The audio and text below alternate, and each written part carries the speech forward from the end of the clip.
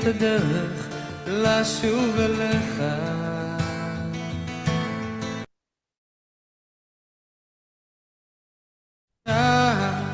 תהיה לשוב להיות בגזרותיך, הדרך בסופה אחיה. אז אשוב ואתן לך את חיי, כל פינה שבליבי את נפשי, שם אתה לי בקיומי. אז אשוב ואתן לך את חיי, כל פינה שבליבי את נפשי, שם אתה לי בקיומי. אתה שם איתי. רבות הדרכים אותה ניסיתי, וכולן הלכתי טועה.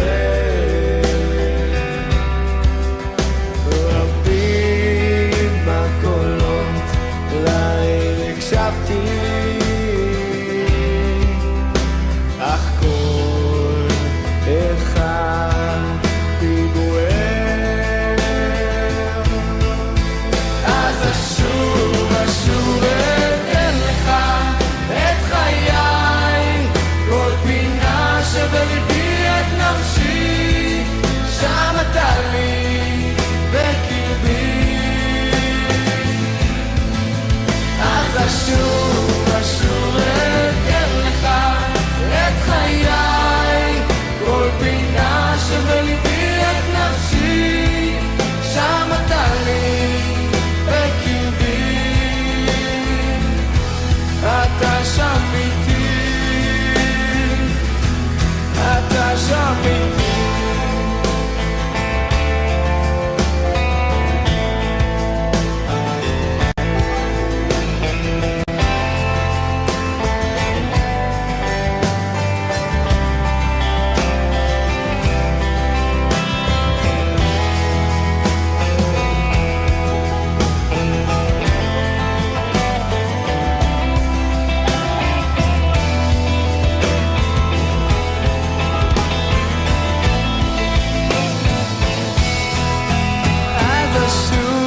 אשוב ואתן לך את חיי, כל פינה שבליבי את נפשי, שם אתה לי בקרבי. אז אשוב ואתן לך את חיי, כל פינה שבליבי את נפשי, שם אתה לי בקרבי. אתה שם איתי, אתה שם איתי.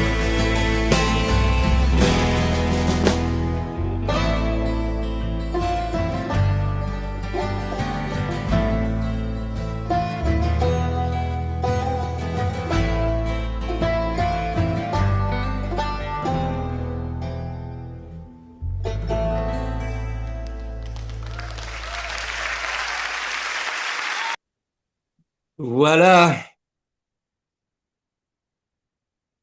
Est-ce que vous m'entendez toujours? Oui,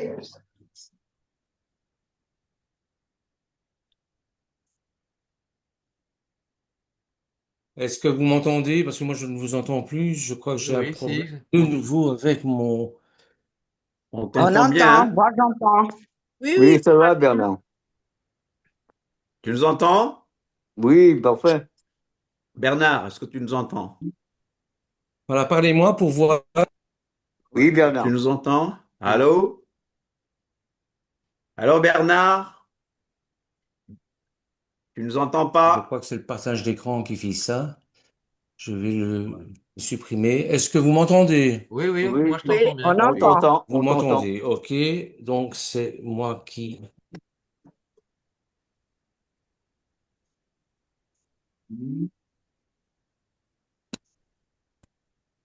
Voilà, voilà, voilà. Parlez-moi pour voir. Oui, Ça On bonsoir. va? entend. Ça y est, c'est revenu, le son est revenu. Non, on t'entend, maintenant, je sais pas. Ok. Elisheba, tu es toujours là? Oui, bien sûr, je suis là. Est-ce que tu veux bien prier pour remettre entre les mains de l'Éternel cette réunion? Tu peux parler dans ta langue nationale, hein, dans ta langue maternelle, pardon. Euh, ok. E, Boże Jahwe, oddaję w Twoje ręce to nasze spotkanie. Spotykamy się w Twoje imię. Modlimy się o pokój Jeruzalem. Modlimy się w imię Jeszua HaMashiach. Poprowadź nas Duchem Świętym. Tutaj nam otuchy. Dodaj nam zgodę. W imię Jeszua HaMashiach. Amen.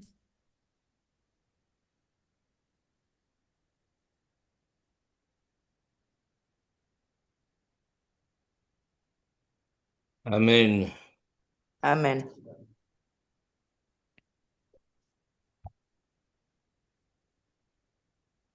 Bien. Alors, de quoi on va parler aujourd'hui? Ben, de l'Iran, bien sûr. Excusez-moi, c'était pas trop top parce que en même temps je mangeais, donc je ne pas. Ah, pardon, pardon, excuse-moi, je Non, croyais.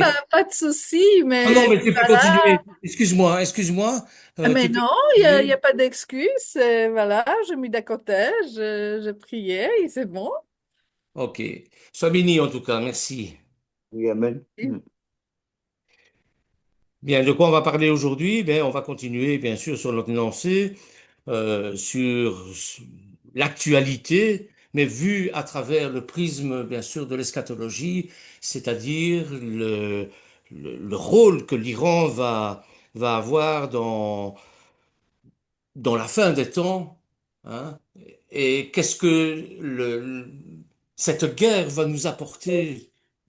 Voilà, c'est ça, c'est surtout ça qu'on va faire.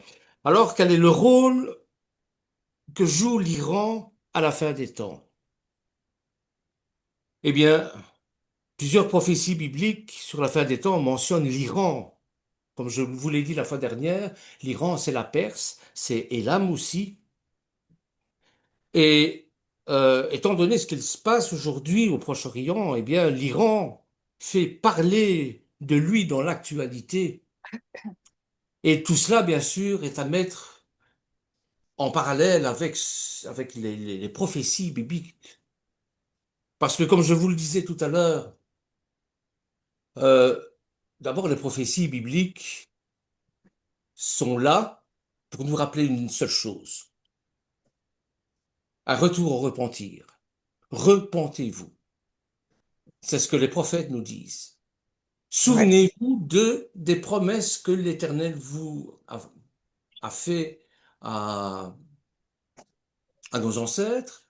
Souvenez-vous de ça, mais repentez-vous parce que vous n'êtes pas dans la bonne direction. Et si votre cœur ne change pas, eh bien, telle chose, telle chose, telle chose vont vous arriver.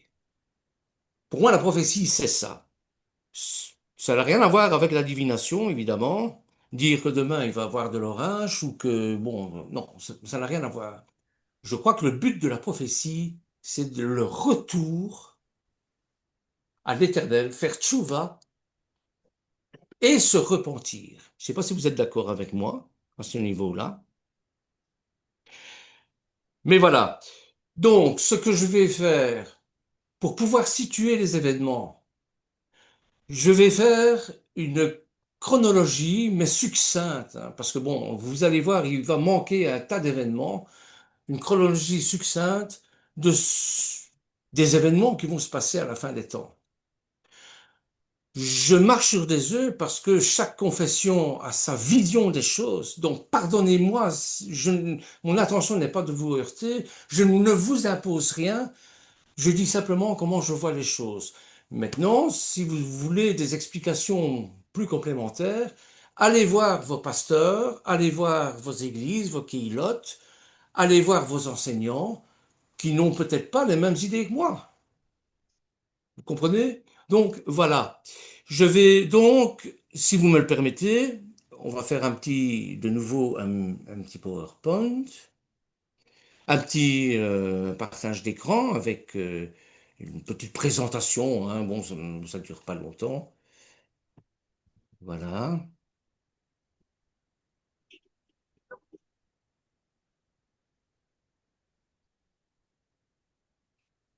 Voilà. J'ai introduit ça parmi les petits signes de la fin des temps. D'abord, on revient bien sûr à l'Iran. Regardez l'Iran, c'est, je crois, 3 fois la France. C'est très loin d'Israël. L'Israël, si vous voyez mon curseur, il est là.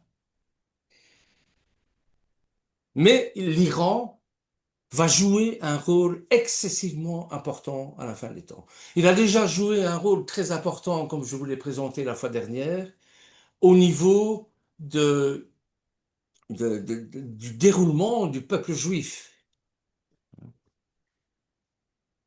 Alors, pour ça, je vais, voilà, faire comme ça va être plus facile. Ça va, vous voyez bien? Oui. J'ai fait une petite chronologie, mais je vous dis, euh, ne soyez pas trop durs avec moi, soyez indulgents, parce que je n'ai fait que reprendre certains événements de la fin des temps qui vont nous conduire, bien sûr, au retour du Mashiach et au jugement dernier, bien évidemment. Mais bon, on peut ne pas être d'accord avec ce que je dis, pour la bonne et simple raison que les prophéties ne sont pas datées. Voilà. Par exemple, lorsque je vais parler de l'Antichrist, hein, qui va se révéler au moment des tribulations, eh bien, Mhm. on nous dit que euh, l'Église va être enlevée soit avant la tribulation pour former une armée pour combattre l'Antichrist, soit pendant la tribulation ou soit après la tribulation. Scofield, Darby était pour la doctrine d'avant tribulation. Moi, je suis plutôt post-tribulation.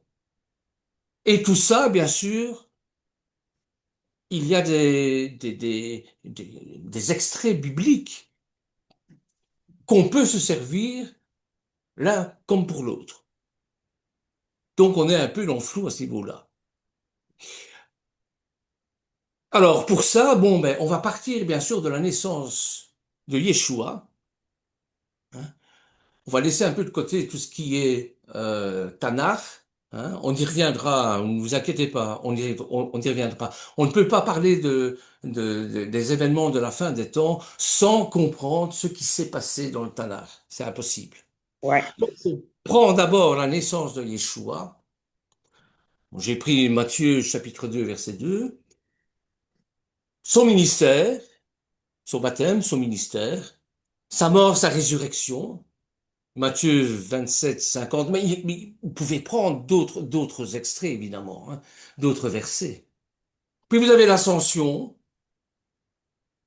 et puis vous avez Shavuot, vous avez la Pentecôte, l'effusion de l'Esprit Saint. Parce que aucun ministère ne peut fonctionner sans, sans l'effusion de l'Esprit Saint. C'est pour ça que le Seigneur leur a demandé de rester à Jérusalem, que quelque chose allait se produire. Et par la suite, ils étaient dispersés à travers le monde pour la Bezorah Tova, pour la bonne nouvelle, évidemment, hein. Donc, je prends comme point de départ de la naissance de l'Église, il y a bien sûr la résurrection, et la mort de Yeshua et sa résurrection, mais vraiment pour créer cette Église, la cale du Seigneur, la cale d'Adonai, eh bien, c'est à la Pentecôte, avec l'Esprit Saint. Sans Esprit Saint, on ne peut rien faire. Donc voilà, je vous dis, j'ai oublié un tas d'événements, évidemment, parce que le but, ce n'est pas de faire une chronologie complète des événements, c'est pour situer la guerre de l'Iran dans ce contexte de la fin des temps. Alors bien sûr, il va y avoir des tribulations. Ces tribulations vont amener à ce que l'Antichrist se dévoile et pour chasser cet Antichrist du temple à laquelle il va se mettre, il va se faire adorer comme l'Éternel. Parce que le pouvoir de l'Antichrist est immense. Dans ce monde de chaos, il va parvenir à instaurer la paix. Alors déjà ça, bon, hein. Donc, l'apparition de l'Antichrist, j'ai pris Matthieu 24, 24. Le retour de Yeshua, avec l'enlèvement de l'Église, puis viendra Armageddon, Apocalypse chapitre 14 et 16, qui est en réalité le jugement des nations que l'on trouve dans Matthieu 25 au chapitre 31 à 46. Ça, c'est Armageddon. Ensuite, vous avez une période de 1000 ans de repos, je vais dire comme ça. Hein. C'est le millénium, l'Apocalypse au chapitre 20, verset 4. Et puis, vous avez la guerre de Gog et Magog, dont Michel a fait son petit enseignement la fois dernière. Hein, je vous conseille d'aller relire, d'aller revoir, d'aller réécouter ce qu'il a dit. Gog et Magog, Apocalypse chapitre 8, chapitre 20, verset 8, et qui est en parallèle avec Ereskel au chapitre 39. Gog et Magog, c'est bien sûr la résurrection des injustes. Armageddon, c'est le jugement des nations. Donc voilà succinctement ce qui va se passer d'après les Écritures. Est-ce que vous êtes d'accord avec moi? Est-ce que vous voyez plus ou moins le déroulement dans l'histoire biblique de ce qui va arriver? Ouais. Alors, on va faire un petit zoom sur les événements de l'Église. Je vous l'ai dit, la naissance de l'Église, c'est l'effusion du Saint-Esprit en Actes chapitre 2, bien sûr. Hein. Suite à ça, ça ne se fait pas du jour au lendemain, je vous le dis tout de suite. Ça se fait sur des siècles. On est toujours dans l'Empire romain. Mais il y a des pics. Donc, on va parler de l'effondrement de l'Empire romain qui va atteindre son apogée en 425 après Jésus-Christ. Après la datation, on a daté le calendrier grégorien, évidemment. De cela va découler l'effondrement économique grec, qui est étroitement lié avec, avec cet effondrement de l'Empire romain. Et pour moi, en tout cas, son apogée s'est fait en 2008. Souvenez-vous, lorsque la Grèce a fait banqueroute et s'est même retirée de l'euro. Sinon, elle allait entraîner avec elle euh, toute l'Europe. Donc, il y a 1600 ans, plus ou moins, qui séparent les deux effondrements. Mais, voilà, c'est un fait historique.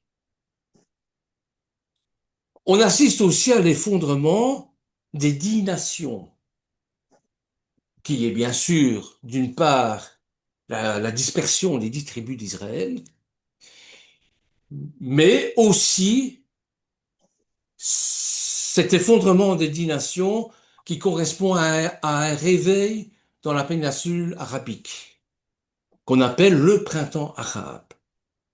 Il n'y a pas si longtemps que ça, hein, 17 décembre 2010. Ouais. Hein, où le régime totalitaire islamique, la population s'est soulevée pour avoir plus de liberté. notamment au niveau des femmes. Les femmes ne pouvaient pas conduire leur voiture, enfin, n'avaient aucun droit, quoi. Bon, voilà. Donc, il y a eu un soulèvement à ce niveau-là. Alors, on va parler aussi de la guerre de l'Iran. La guerre de l'Iran, hein, qui a, depuis des années, enfin, c'est prophétisé pour la bonne et simple raison que l'Iran veut la peau d'Israël à tout prix. Le grand Satan, pour eux, enfin, pour les mollahs, pas pour la population, mais pour le, le régime des mollahs. Les mollahs, bon, c'est l'équivalent du Hamas, du Hezbollah, hein. Et Iran étant riche, puisqu'ils ont des centrales nucléaires, eh bien, les dirigeants voient le bras armé de l'Iran pour éradiquer Israël de la carte. Le grand Satan, pour eux, ce sont les USA, les États-Unis et Israël. Alors, on assiste aussi à un effondrement au niveau de l'Irak. L'Irak qui est un allié de l'Iran. Effondrement de Saddam Hussein, hein, la chute de Saddam Hussein en 2003. Pourquoi je parle de ça? Eh bien parce que c'est prophétisé aussi. C'est-à-dire que l'Éternel a dit que celui qui voulait restaurer Babylone serait détruit. Ouais. Saddam Hussein, c'est ça qu'il a fait. C'est ça qu'il voulait faire. Restaurer la Babylone. Voyez? Bien évidemment, ce sont les interprétations que moi je donne en lisant les Écritures, hein. Bon, on peut ne pas être d'accord avec moi. Il y a plusieurs pasteurs, plusieurs rabbins qui me disent non, écoute, là, t'as fumé trop la moquette, mon vieux, ça tient pas la route ce que tu dis. Voilà. Mais enfin, je vous donne quand même ce que l'Éternel m'a mis sur le cœur. Il y aura certainement des erreurs dans ce que je dis. Et puis par la suite, après cette guerre de l'Iran, il faut s'attendre à l'effondrement de l'Europe. Et ça, on en parle partout. La seule prophétie qui est datée est la Seconde Guerre mondiale.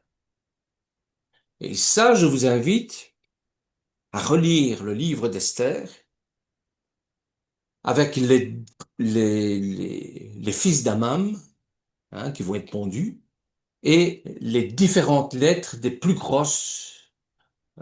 Chaque fils d'Amam, la première lettre hébraïque est mise en évidence.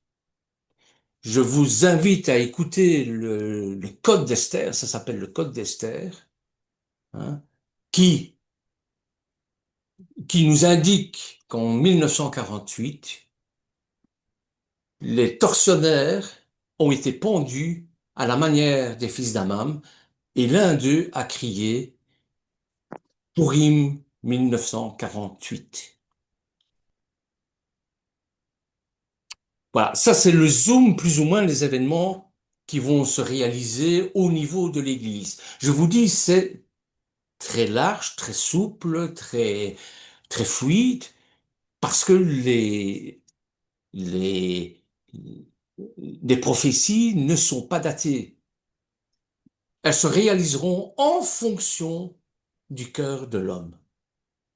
Plus le cœur va s'endurcir, plus les prophéties vont se réaliser. Mhm. Alors l'Iran. Regardez l'Iran. L'Iran, la dimension de ce pays est énorme. Stratégiquement parlant, il est impossible pour une armée de terre d'envahir l'Iran. Pourquoi? Eh bien, parce que ce sont des montagnes partout. En plus, la situation stratégique de l'Iran, avec le Golfe Persique, où des centaines des milliers de bateaux avec le pétrole euh, traversent cette péninsule. Donc, c'est excessivement difficile. Voilà. Voyez? Donc, voilà. Hein? Sam na po ba? Donc l'Iran a un rôle à jouer à la fin des temps, mais tout d'abord, il faut, il faut revenir, bien sûr, un peu, à faire un peu d'histoire. Un peu d'histoire pour inscrire tout cela dans le contexte de notre histoire. C'est bien sûr l'histoire biblique, mais cette histoire biblique ne peut exister que si elle s'insère dans notre histoire. Donc, Jérémie, on va commencer par le prophète Jérémie, a prophétisé que Élam, vous voyez ici en grand, Élam qui existe toujours maintenant, hein, Élam, une nation située à l'est de Babylone, à l'ouest de la Perse et au sud de Médie, serait conquise, puis reprendrait le pouvoir. C'est dans Jérémie chapitre 49, versets 34 à 39. Et fidèle à cette prophétie-là, Babylone a conquis Élam en 596 avant l'ère courante. Mais la Perse, l'Iran que vous voyez ici, sous la direction de Cyrus le Grand, a pris le contrôle de cette région et les Élamites, les Médès, ont été intégrés à l'Empire perse, à l'Iran, pour ne former qu'un seul peuple. L'Empire médo-perse est monté au pouvoir et a conquis Babylone, accomplissant ainsi la prophétie d'Isaïe. Vous voyez, c'est ça la véracité des prophéties, c'est que un prophète, c'est pas un doux rêveur. Et tous les prophètes ont des concurrences et leurs prophéties s'entremêlent. Ce que Isaïe dit au chapitre 21, verset 2, eh bien, c'était prophétisé par Jérémie aussi. Ça s'est produit à l'époque de Daniel, au chapitre 5. Il nous décrit ça. Donc, vous voyez, toutes ces prophéties, tous les prophètes s'accordent à dire le rôle que l'Iran va jouer à la fin des temps. Et en fait, Daniel a résidé plus tard dans la province d'Élam, en Perse. Vous verrez ça dans le chapitre 8, Daniel chapitre 8, verset 2. Donc la Perse est le cas du livre d'Esther aussi, et la première partie de Néhémie. Les conquêtes d'Alexandre le Grand, je vous parlais tout à l'heure de l'effondrement de l'économie grecque, hein. Les conquêtes d'Alexandre le Grand ont mis fin à la puissance mondiale de la Perse, réalisant ainsi la prophétie de Daniel 8, au chapitre 8. Et au cours des siècles suivants, la Oh, Perse est gouvernée par les Séleucides. Ça ne vous dit rien, les Séleucides?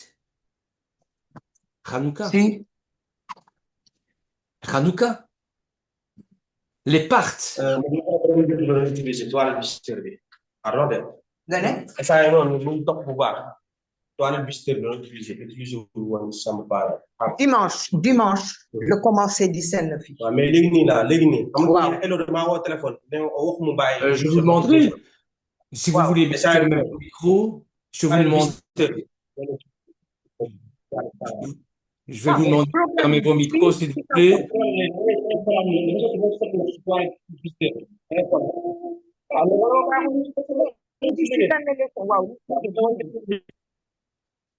Je vais vous demander de fermer vos micros, sinon ça va faire des interférences. Et bon, ce sera pas possible de donner euh, le, le petit enseignement que je vous donne ici. Donc, les Séleucides, et puis les Parthes qui ont été évangélisés par Thomas, les Sassanides, et puis sont venus les Romains, les Byzantins, et enfin, en 636, après Jésus-Christ, les musulmans. Et l'État d'Iran, musulman, a été construit, a été fondé en 1501. Dans le Nouveau Testament, vous avez des hommes originaires d'Iran qui sont mentionnés indirectement, comme les Parthes, les Médès, les Élamites, qui étaient présents à Jérusalem le jour de la Pentecôte. Vous verrez ça dans Actes au chapitre 2, verset 9. Et ces trois groupes de personnes étaient des Juifs qui vivaient dans la région de l'ancienne Perse, donc dans l'Iran actuel, et ils étaient présents à Jérusalem pour assister à la naissance de l'Église. L'Iran, à la fin des temps, sera l'une des nations impliquées dans la bataille de Gog et Magog. Vous lirez ça dans Ézéchiel au chapitre 38, verset 5. Ézéchiel qui le mentionne spécifiquement que la Perse, comme alliée de Magog, et quand on voit sur une carte où se situe Magog, eh bien ça ne peut être que la Russie. Qu'est-ce que ça a à voir avec aujourd'hui, ça? Bien, regardez, le principal allié de l'Iran, c'est la Russie. Et regardez ce qui annonce la guerre de Gog et Magog. La Russie va entrer en guerre. Attendez, oui, je vais arrêter mon partage d'écran.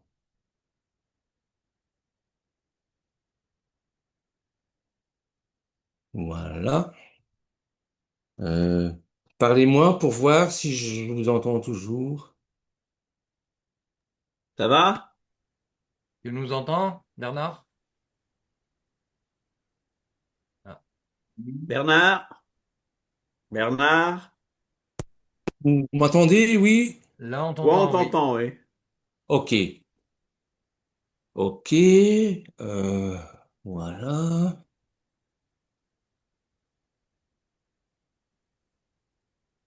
Et maintenant? Voilà, ça vient. Ça vient, Donc, hein? donc, je sais plus ce que j'en étais avec. Ah oui, avec la Russie. La Russie qui entre en guerre avec l'Ukraine.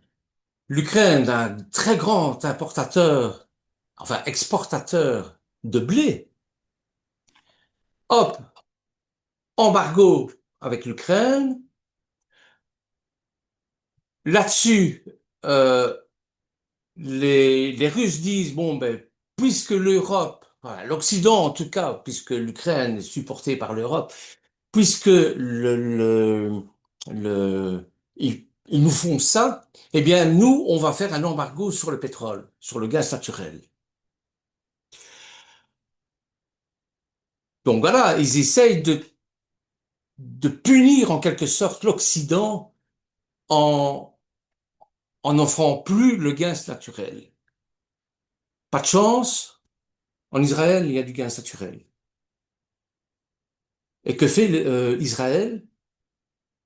À prix d'or, il revend à l'Occident le gaz naturel, qui vient d'Israël, bien sûr. Qu'est-ce que les Russes pensent, du moins Poutine, qu'est-ce qu'il pense? Israël nous a volé nos clients. C'est une raison pour laquelle, maintenant c'est indirect, indirectement qu'ils le font, c'est une raison pour laquelle euh, les, les Russes soutiennent le régime d'Iran. L'Iran qui soutient le Hamas, qui donne des armes, les armes qui viennent du RSS aussi, qui permet de faire des tunnels pour attaquer Israël. Donc indirectement, les Russes appuient l'Iran pour pouvoir éradiquer Israël de la carte. Donc,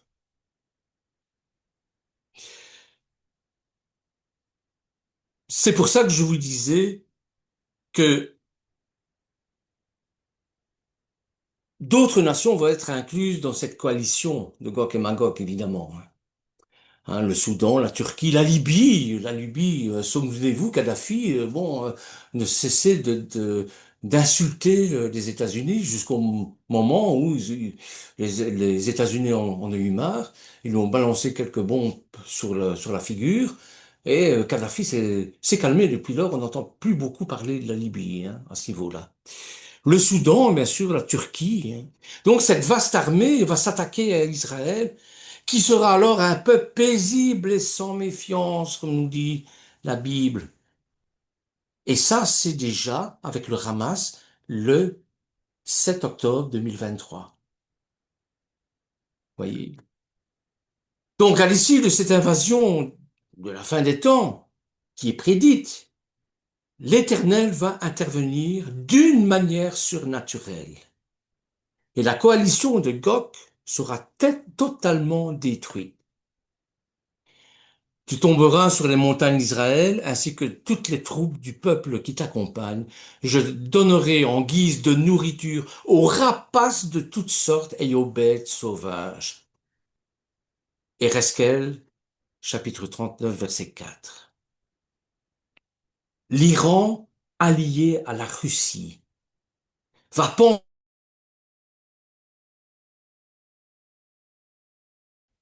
va être une victoire assurée. Ah, ça a été une catastrophe. Si l'Éternel tolère ça, c'est que il a prévu quelque chose. Vous m'entendez toujours? En protégeant Jérusalem, l'Éternel va envoyer un message fort au monde. Je ferai connaître mon saint nom au milieu de mon peuple, Israël. Je ne le laisserai plus déshonorer mon saint nom. Les nations reconnaîtront alors que je suis l'Éternel, le Saint d'Israël. Je crois qu'il y a quelqu'un euh, qui veut entrer. Attendez, je mets...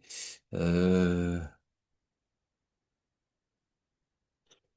euh, je crois que Ruth a demandé pour entrer. Ah, je ne la vois plus. Ah, à moins que je ne la vois plus. Bon, voilà. Donc, je ferai connaître mon saint nom au milieu de mon peuple, Israël. Je ne le laisserai plus déshonorer mon saint nom. Les nations reconnaîtront alors que je suis l'Éternel, le Saint en Israël. Aussi étrange que ça puisse être, les origines des tensions entre les dirigeants actuels de l'Iran et ceux d'Israël remontent à une époque où, où l'islam n'existait pas encore. Je vais admettre Ruth. Voilà. Nous sommes en face d'un conflit familial qui a perduré au cours des siècles pour aboutir à la situation que nous connaissons à l'heure actuelle. C'est une sorte de vendetta. Une seule source d'information peut nous fournir les éléments essentiels pour identifier et comprendre ce conflit, qui n'est pas facile. Le mépris général affiché à l'égard de cette source empêche les dirigeants politiques et les organisations internationales, de comprendre le drame qui se joue au Moyen-Orient.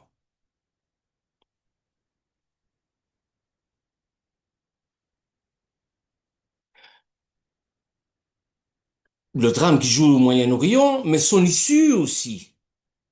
Nous parlons ici du plus grand manuel de géopolitique au monde. Et c'est la Bible. Ce livre est le seul qui indique avec précision l'origine, le caractère et le sort des nations. On va revenir un peu à la question qui nous taraude.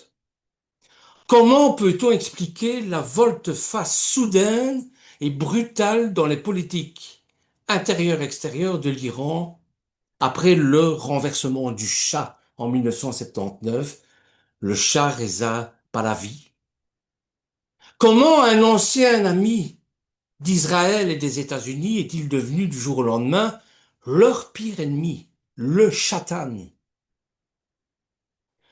Le Shah, de confession musulmane, se considérait lui-même comme l'héritier et le successeur des rois de l'Empire perse. Et les études démographiques montrent que la majorité de la population iranienne actuelle est toujours d'origine persane.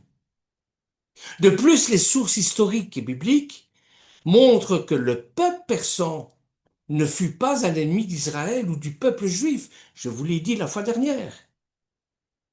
Toutes les prophéties, tous les prophètes et beaucoup de choses se sont passées en Perse. Cependant, peu de gens comprennent qu'après la chute du Shah, le gouvernement iranien est tombé entre les mains d'une minorité qui n'est pas d'origine persane. Les Iraniens, les Persans, les Iraniens, ce sont des Indo-Européens, ce ne sont pas des Sémites. Qui est donc cette minorité? Bon, ben, avant de répondre à cette question essentielle, on va aller pêcher dans les récits bibliques, ce qu'ils nous disent en tout cas. Et les récits bibliques nous apprennent ce qu'ils nous apprennent sur les relations entre les Perses et les Juifs dans l'Antiquité. On va voir ça au niveau des dirigeants bienveillants. Dans l'une des prophéties la plus remarquable de la Bible, l'Éternel avait prédit que l'empire Méde-Perse dominerait la scène mondiale, allant jusqu'à annoncer le nom de son roi, Cyrus le Grand, 137 ans avant sa naissance. L'Éternel va prophétiser aussi que Cyrus allait conquérir Babylone en asséchant l'Euphrate et rendre la liberté aux Juifs retenus captifs à Babylone et ordonner la reconstruction du temple de Jérusalem. Tout ça, c'est dans Esdras, chapitre 1.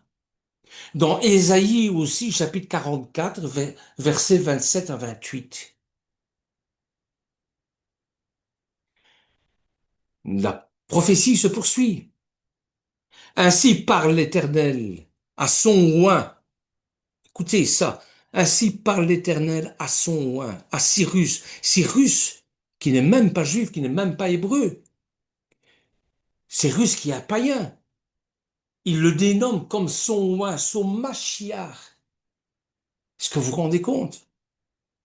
Qu'il tient par la main pour terrasser les nations devant lui et pour relâcher la ceinture des rois, pour lui ouvrir les portes, afin que tu saches que je suis l'Éternel qui t'appelle par ton nom, le Dieu d'Israël. Alors ça, c'est magnifique ce verset. Pour l'amour de mon serviteur Yaakov et d'Israël, mon élu. Je t'ai appelé par ton nom. Isaïe chapitre 45, versets 1 à 4. Selon l'historien Flavius Joseph, lorsque Cyrus s'empare de Babylone, quelques Juifs détenus, captifs, lui montrèrent que son nom et ce qu'il devait accomplir avait été écrit dans le livre d'Isaïe 137 ans avant, plus d'un siècle avant sa victoire. Les paroles du roi de Perse concernant la reconstruction de la maison de Dieu, du temple à Jérusalem, en Israël, présentent un contraste, mais un contraste incompréhensible, saisissant, avec les appels à détruire la nation juive émanant des dirigeants actuels de l'Iran. Et d'ailleurs, encore aujourd'hui, si vous interrogez les gens, vous faites un micro-trottoir en Iran, ils demandent qu'une seule chose, la paix, évidemment, comme tout le monde, hein, on est en pleine guerre, là, bon, ils en ont marre aussi de ramasser des bombes sur le nez, mais ce qu'ils demandent surtout, c'est de détrôner le régime des mollahs.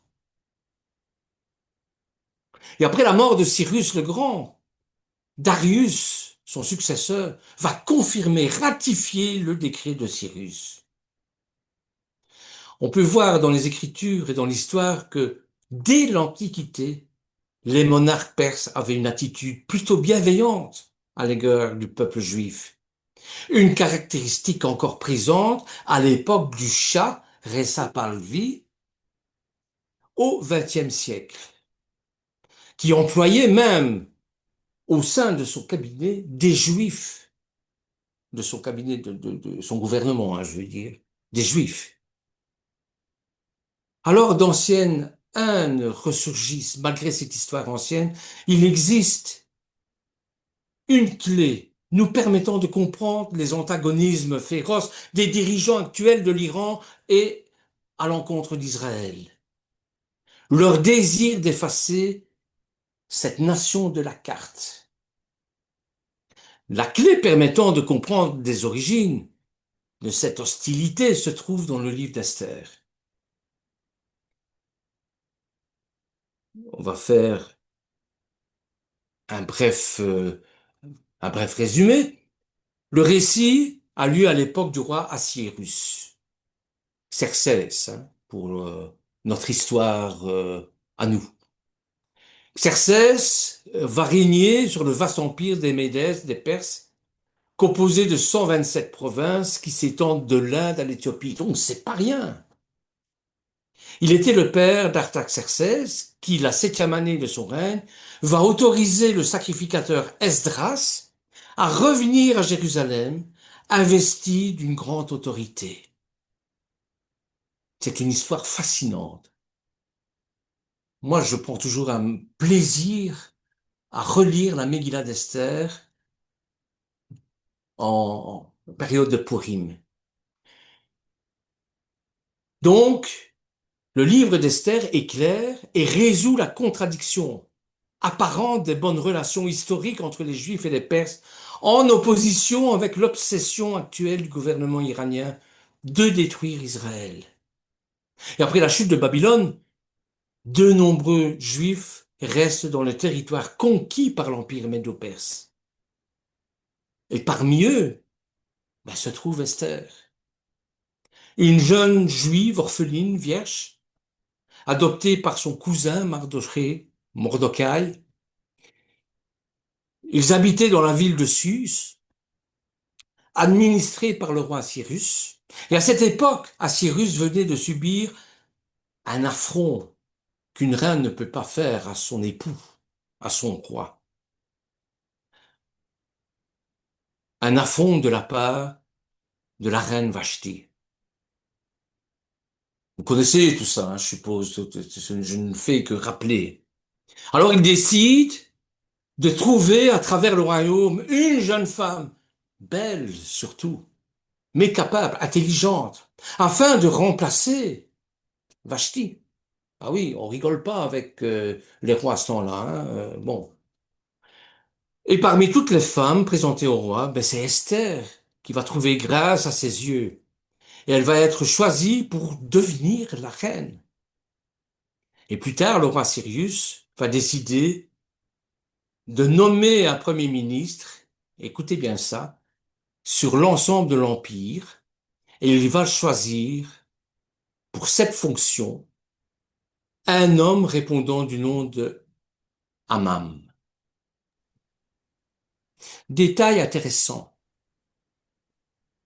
La Bible précise qu'Amam n'était pas d'origine perse, mais qu'il était le fils d'Amadéta. Agag. C'est dans Esther au chapitre 3, verset 1. Mhm. Et en laissant la Bible s'interpréter par elle-même, parce que la Bible s'interprète par elle-même. Je ne sais pas si vous avez remarqué ça. Eh bien, que pouvons-nous apprendre sur l'origine ethnique d'Amam? Juste si tu pouvais insister sur ce fait-là. Ouais. On dit souvent qu'il était un Amalécite. Donc il y a toujours C'est ça. ce décret divin qu'il y aura guerre Mhm. entre l'Éternel et Amalek. Je ne sais pas C'est ça. si, avant de continuer, Perpétuité. Oui, oui, oui, oui. Donc, il est écrit que Saul, le roi d'Israël, va prendre vivant Agag, roi d'Amalek. C'est dans 1 Ouais. Samuel, chapitre 15, verset 8, en indiquant qu'Amam était un Agagite. Et le Ouais. livre d'Esther révèle clairement qu'il était un descendant d'Agag, roi d'Amalek. Preuve Il fallait supplémentaire. détruire. L'historien Flavius Joseph déclare sans ambiguïté qu'Amam était un Amalécite, comme le dit le pasteur Michel. C'est dans son livre au chapitre 11, l'Antiquité judaïque, chapitre 6, verset 5. Mais qui est Amalek? Nous connaissons son esprit à Amalek. Avec l'attaque du 7 octobre 2023, nous avons vu comment l'esprit d'Amalek peut agir dans le mouvement terroriste, le Hamas, Hamas en hébreu qui veut dire la violence. Nous trouvons au chapitre 36 du livre de la Genèse la postérité d'Ésav, qui est d'homme. Et Ésav avait 3 femmes.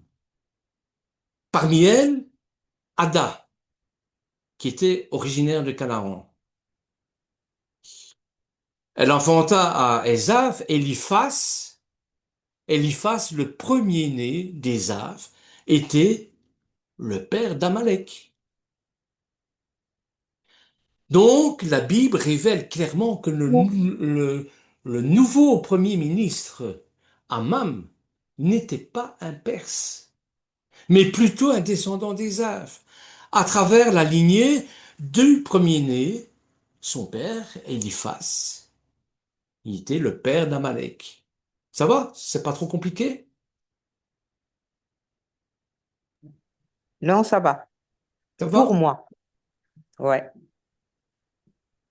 Souvenons-nous qu'Ésav était le frère jumeau de Yaakov, le père des 12 tribus d'Israël.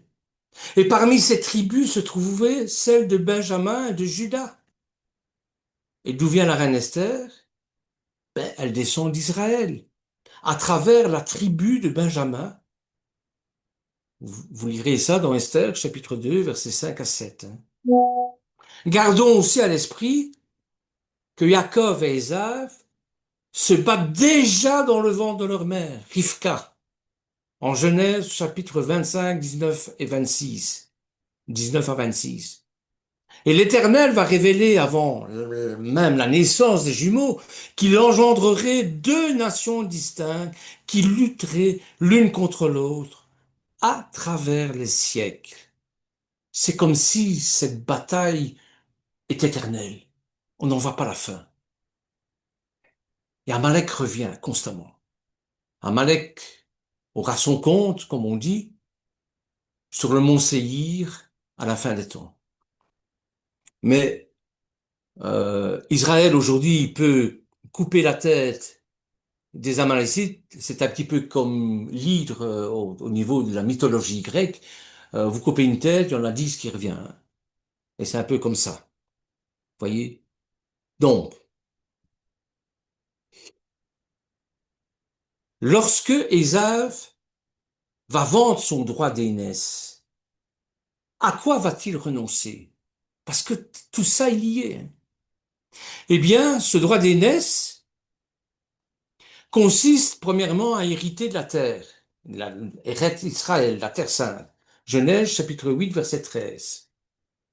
Et en laissant échapper son droit d'aînesse, Ésav révèle un grand défaut du caractère, de son caractère. Il laisse prévaloir ses instincts primaires sur sa prise de décision. À quoi bon prendre en charge le destin d'Israël puisque demain on meurt? C'est un peu l'idée que l'on a, évidemment.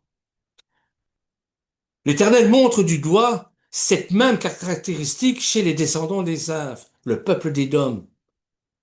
Il a poursuivi son frère avec l'épée, il a étouffé la compassion parce que sa colère déchire sans cesse, et il garde sa fureur à toujours. C'est dans Amos au chapitre 1, verset 11. Et Ésav a gardé une colère tenace qui se rencontre encore aujourd'hui et qui a formé le Hezbollah, le Hamas et les Mollahs avec les Yalatola Khomeini. ainsi qu'un désir permanent de récupérer l'héritage perdu. Je vous invite une fois d'aller lire la charte des frères musulmans. Ça peut faire l'objet d'une autre étude, hein, si vous voulez, hein. Donc, les origines du conflit sont donc une lutte entre deux frères à propos d'un héritage. Mais l'Éternel avait érigé auparavant de façon solennelle le serment fait à Isaac. Pour Israël, en alliance éternelle, je te donnerai le pays de Canaan comme héritage qui vous est échu. C'est dans le psaume chapitre 105, versets 10 à 11. Et c'est pourquoi l'Éternel prononce les paroles suivantes après l'attaque d'Amalek contre Israël, parce que la main a été levée sur le trône de l'Éternel.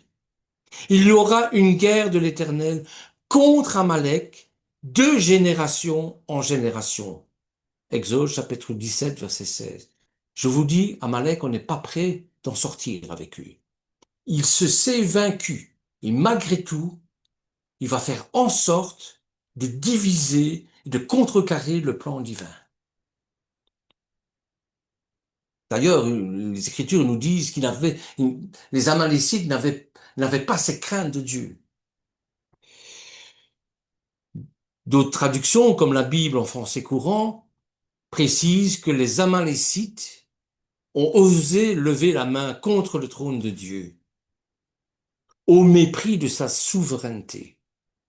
Oui, Amalek a levé la main de Dieu car il a eu l'audace d'essayer de changer par lui-même ce qui avait été établi par la parole du Tout-Puissant. Et d'une certaine manière, la description de l'attaque d'Amalek rapportée dans la Bible pourrait bien être plus ancien acte de terrorisme documenté. Notez quelles sont les trois caractéristiques du terrorisme. Il n'y a pas d'affrontement direct contre une armée. Les attaques ont lieu par derrière, lâchement. Les attaques ont lieu contre des populations civiles sans défense.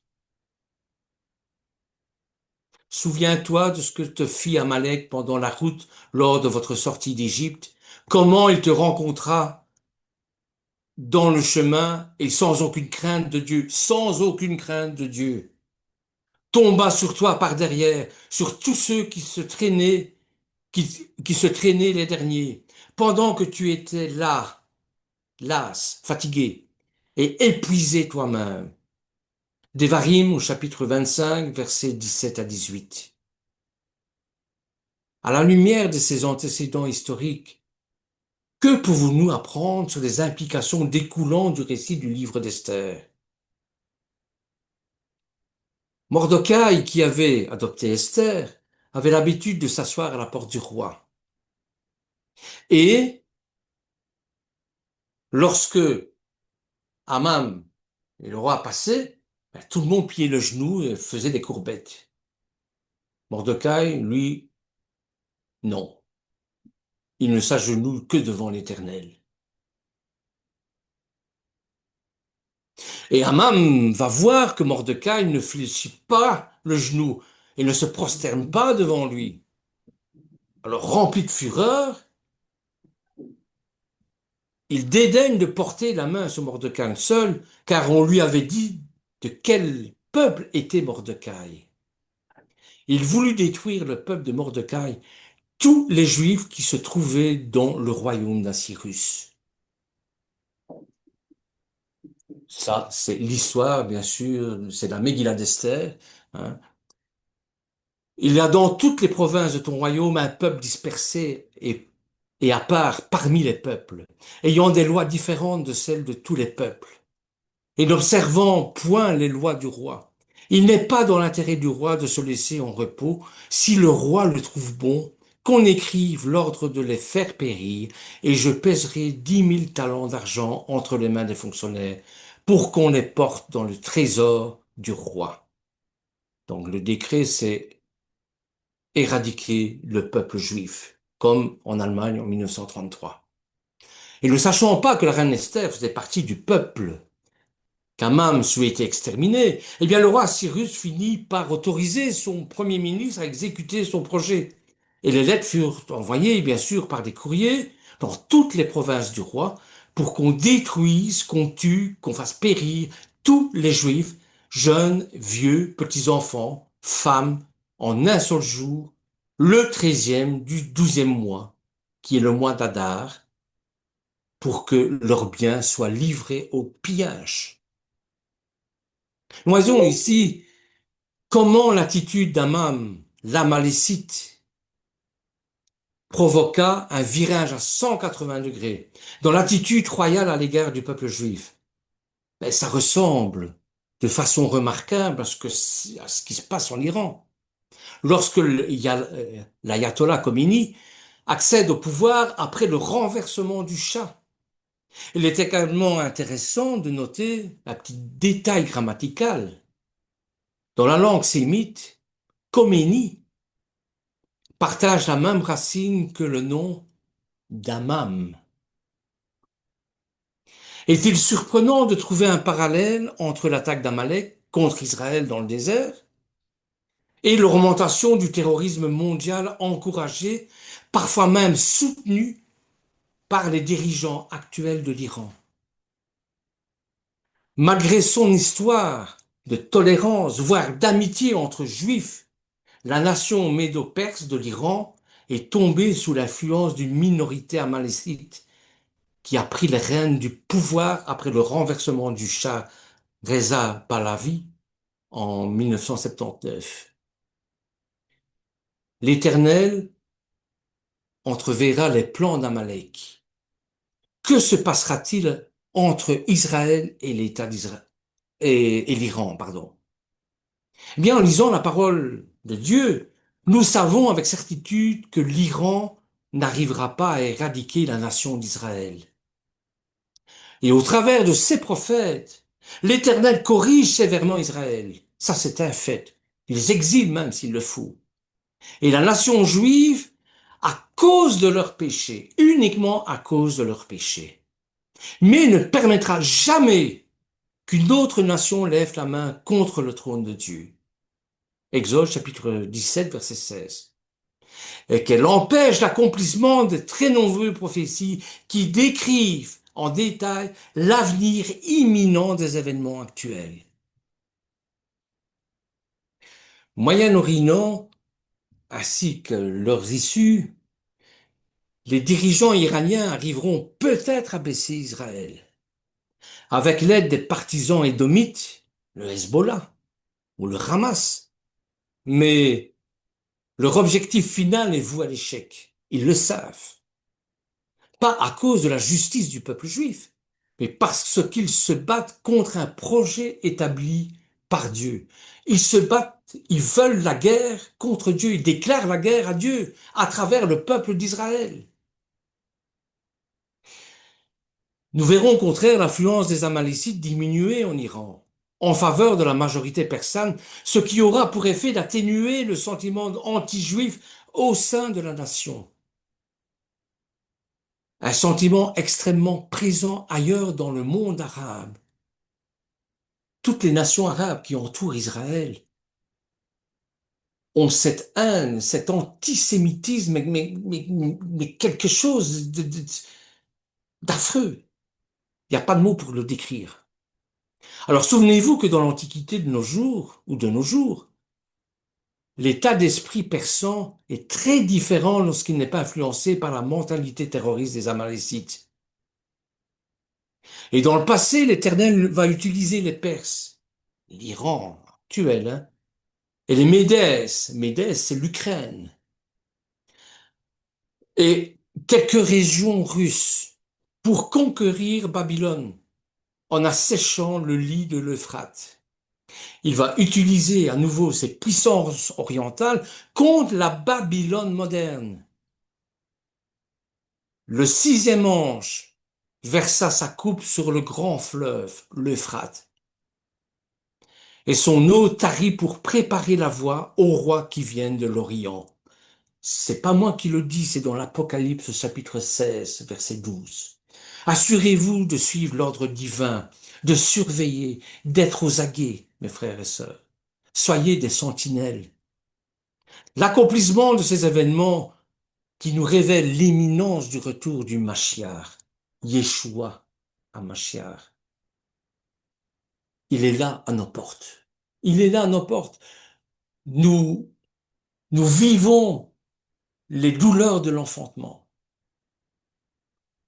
Merci de m'avoir écouté. Soyez bénis en tout cas. J'espère que j'ai pas été trop compliqué parce que bon, c'est pas facile, bien sûr, à expliquer ces choses-là. J'espère ne pas avoir été trop long. Si vous avez des suggestions, des questions, n'hésitez pas. Hein. Je dis pas que je vais pouvoir répondre à tout, hein, parce que bon, je suis qu'un modeste enseignant, moi, c'est tout. Voilà. À vous la parole. Il y a Gilles qui dit ce n'est pas Cyrus, mais Xérès. Donc, Gilles, tu veux expliquer à quel moment Oui. il y a eu la Ben, confusion? donc, Cyrus le Grand, c'est dans la Bible. Hmm. Xerxès, c'est dans notre histoire à nous, mais c'est exactement le même Bah, temps. D'après, autant autant d'Esther et d'Aman, c'est pas Cyrus. C'est ce que je voulais dire. non, non, non, c'est Assyrus. Assuérus. Assuérus, Assyrus. oui.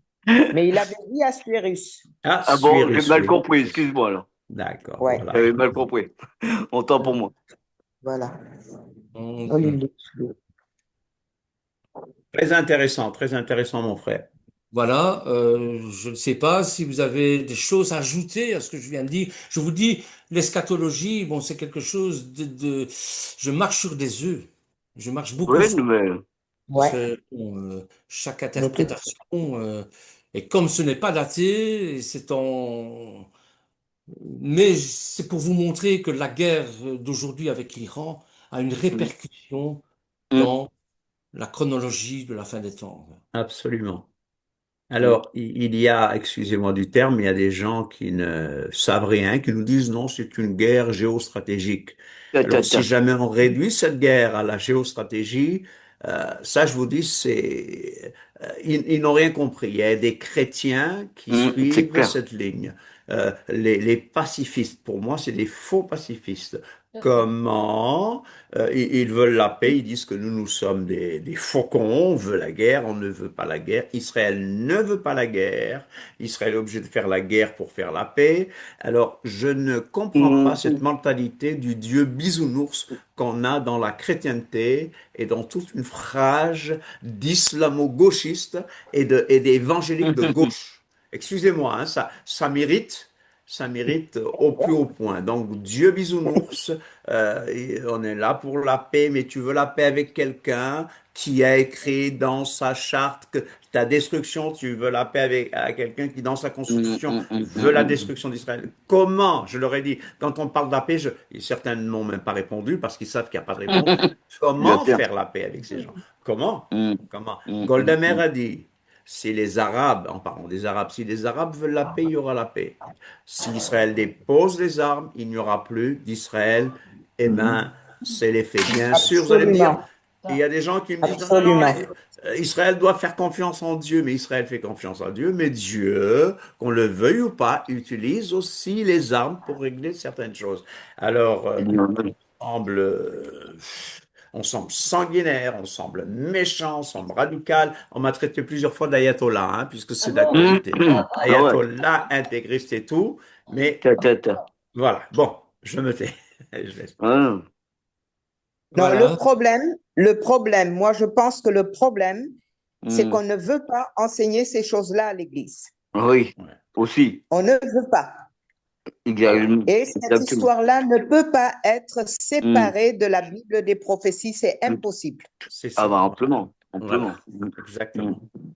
hum, Alors, on doit avoir, excusez-moi, on doit avoir le courage de dire hum, aux gens que hum, Yeshua, ce n'est pas cette personne efféminée, Faible, cette personne qu'on faible. voit avec des cheveux blonds, hum, hum, hum, pathétique. Non, Yeshua disait aussi race de vipère. Et pareil pour Paul. Ouais.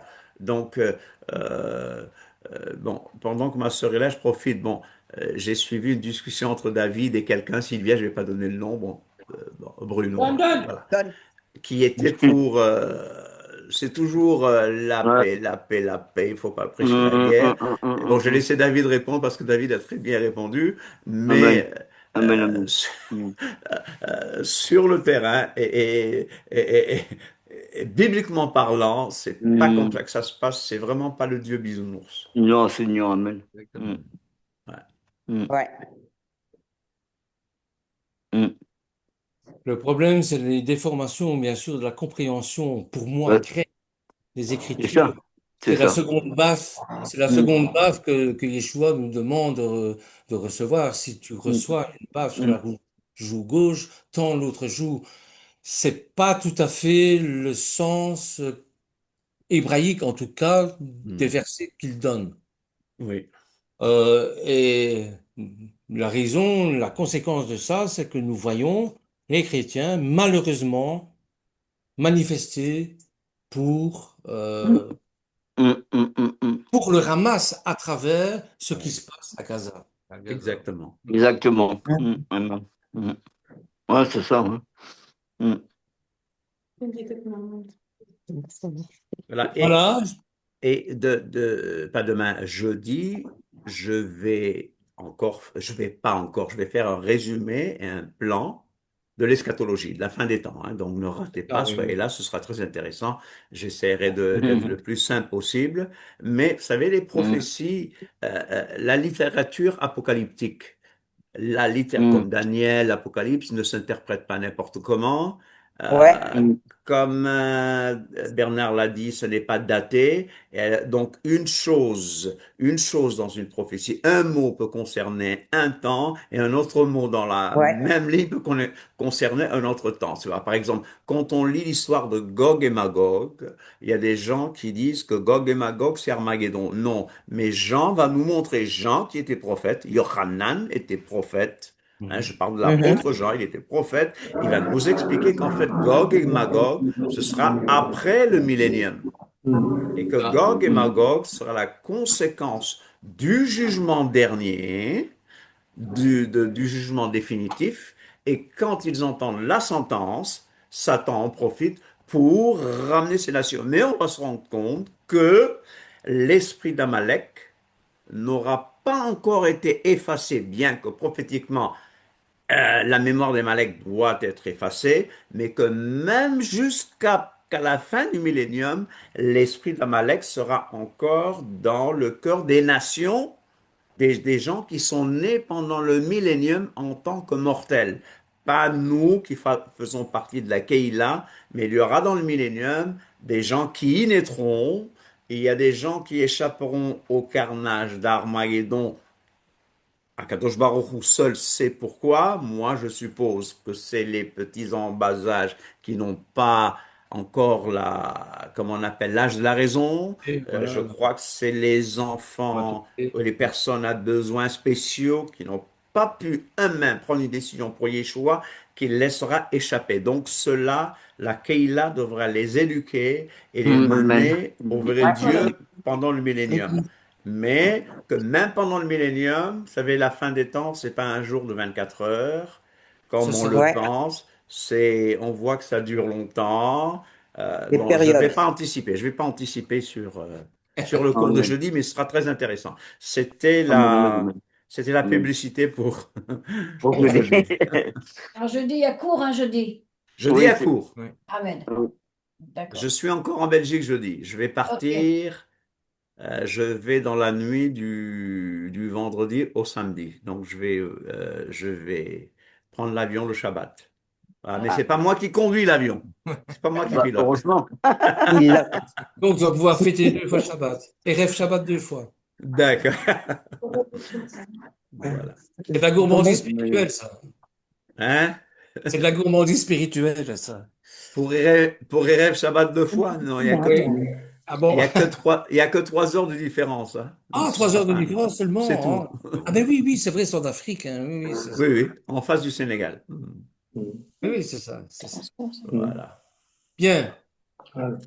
Désolée, Ok. hein, une petite chose. Désolée d'avoir dérangé. J'avais oublié de couper le micro. C'est un plombier parce qu'on a un problème de l'eau qui coule dans la maison. Vraiment désolé d'avoir dérangé, hein. Pas grave, vous êtes pardonné. Hein, vous êtes pardonné jusqu'à maintenant, vous êtes pardonné. Après, on verra bien, mais ça va. D'accord, pas de problème. Désolée aussi, je suis arrivée en retard. Voilà, C'est pas ça, grave, c'est Allez, rien. c'est pas grave. L'important, c'est de participer. Merci à tous de votre fidélité, surtout. merci Ouais. Bernard. Et C'est nous Et qui te Rev à remercions. tous. Merci, merci. j'espère que j'ai pu apporter un petit peu de nourriture. Amen. Très intéressant, mon frère. Hein, et Amen, amen. voilà. Et Rev Tu as permis d'avoir un petit peu plus d'huile sur ma lampe. Merci. Amen. Ah bon? Amen, amen, amen, Bravo. amen, amen. Merci. Bravo. Je savais qu'il y avait une histoire de vierge Paul dans tout ça. Ouais, ouais. Bien, on Allez, va prier pour amen, terminer amen, cette réunion. Qui amen, est-ce qui amen. prie? C'est l'amoureuse qui prie? Elle est amoureuse. Allez, Amen. Seigneur, nous te remercions encore ce soir de nous avoir fait profiter Alléluia. par la voix de Bernard, par sa bouche, que tu aies pu mettre dans son cœur, dans sa tête, autour de nous, que ton esprit ait pu nous éclairer davantage pour comprendre Alléluia. le malheur qui touche Israël Mm. et que nous puissions encore prier en conséquence, Seigneur, pour que Israël soit définitivement en paix. Que Amen. tous les soldats, que tous les otages, que toutes les Alléluia. familles, que tout le monde puisse retrouver la joie de vivre, la joie que tu demandes, la joie que tu aimes tant, Seigneur, Oui, et amen. qui pour le moment, ils ont perdu. Et Seigneur, nous prierons encore pour cela. Et merci de nous aider à comprendre tout cela et nous permettre aussi d'apprendre encore énormément par rapport à tes prophéties, Seigneur. Amen. Oui, Amen. amen. Amen. Alléluia. Alléluia. Alléluia. N'oubliez pas de mettre des commentaires lorsque ce sera en ligne sur YouTube. Ok. Hein, c'est important. Hein, comme ça, on peut Ok, diriger pas de souci. l'enseignement. Si vous avez des choses que vous n'avez pas comprises ou j'ai mal expliqué, etc., n'hésitez pas, s'il vous plaît, n'hésitez pas. Ça va m'aider beaucoup dans les temps futurs pour pouvoir bien apporter l'enseignement que l'Éternel me met sur le cœur. Parce que bon, c'est quand même une lourde responsabilité de parler de la parole de Dieu et de parler de tout cela. Parce que qui sommes-nous de ses yeux, des vermisseaux? Bon. Alors, ça m'aidera beaucoup. Vos commentaires sont les bienvenus en tout cas. Voilà. Il faut pas oublier que les sauterelles, quand même, ben, elles étaient là, et les géants aussi. Les géants, ils ont été abattus et ils arrivent à récupérer quand même sa terre, même s'il y avait des géants. Donc, la Voilà, plus oui, c'est petite vrai. personne Amen. ici, Amen. ben, elle peut faire beaucoup de choses. Alléluia. Amen. Ça, c'est la paracha Shlech Lecha. Oui. Soyez bénis en tout cas. Bon, je vous mets un dernier chant, ça va? Et puis, Oui. allez alors, en avant. C'est parti.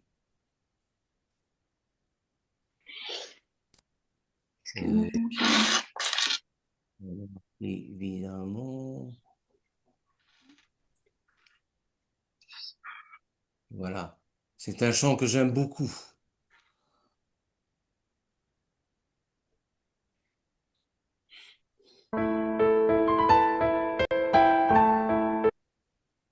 Deze eenvoudige maar geniale truc kan je helpen de hitte tegen te gaan en je huis snel af te koelen. Ben je het zat om zomers in Oui, on peut chauffer.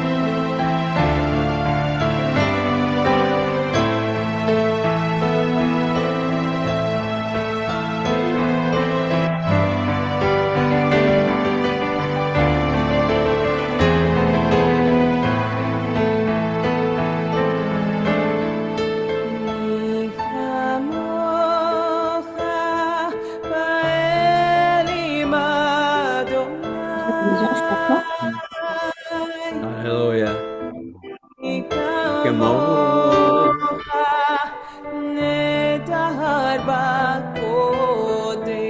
Qui est comme toi? Oui. Amen.